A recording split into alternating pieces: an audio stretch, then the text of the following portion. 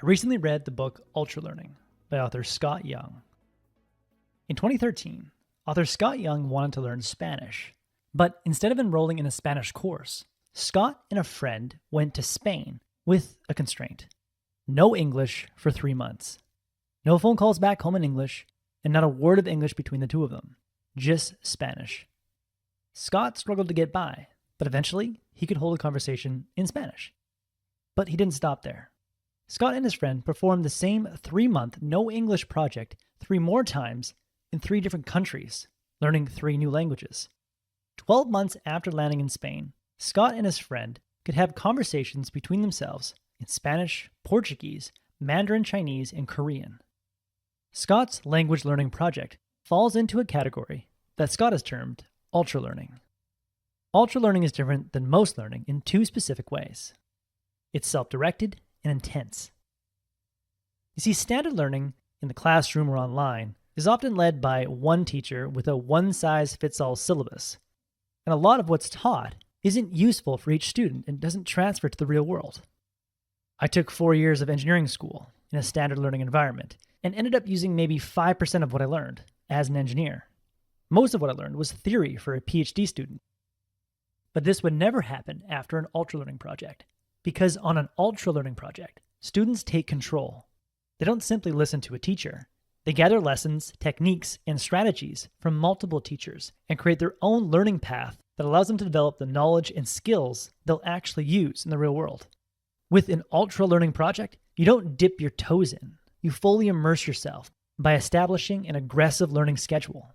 For example, one of Scott's fans started a public speaking ultralearning project by signing up for a speech contest, which required him to complete 6 speeches in 6 days to qualify for the contest.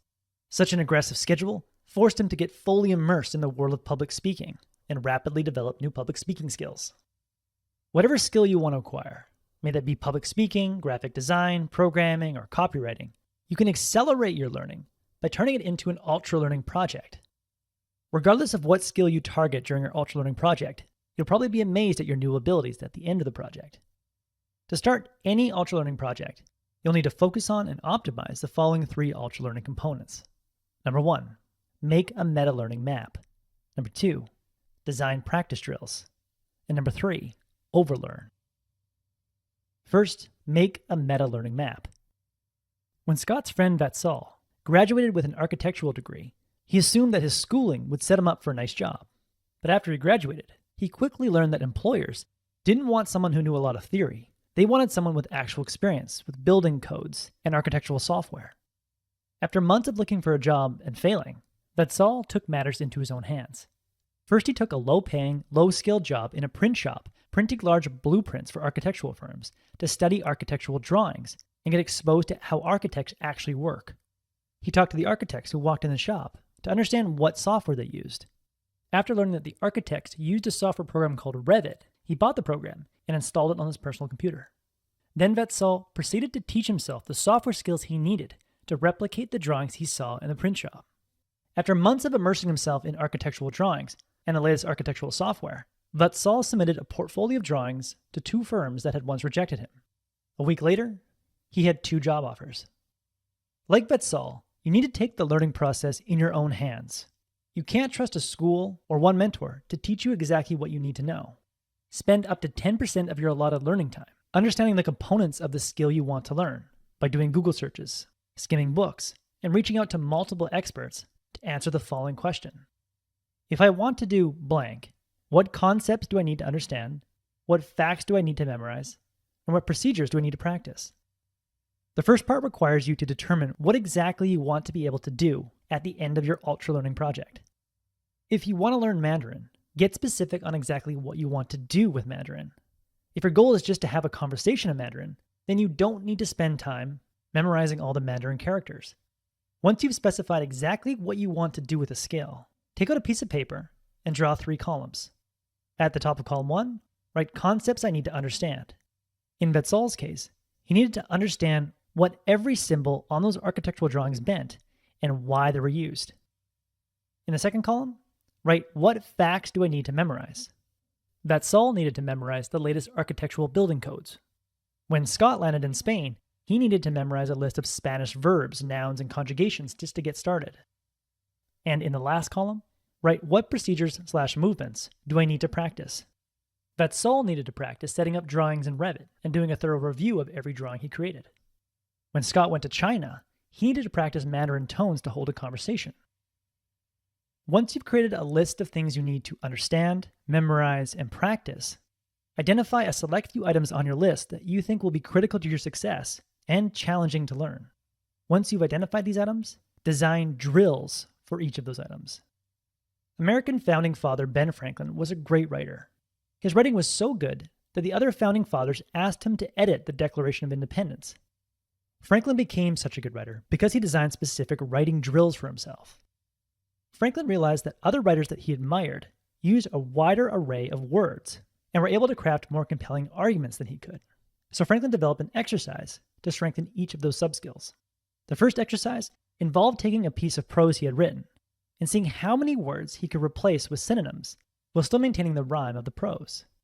The second exercise involved reading articles in his favorite magazine, The Spectator, and writing notes next to them.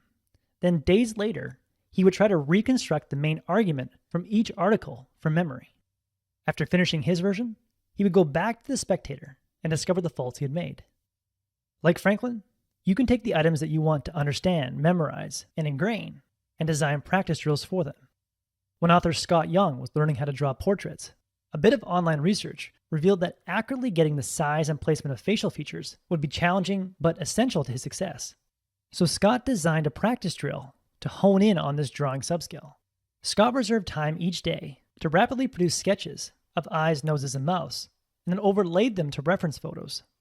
In the book he says, that way I could quickly diagnose what kind of errors I was making without having to guess.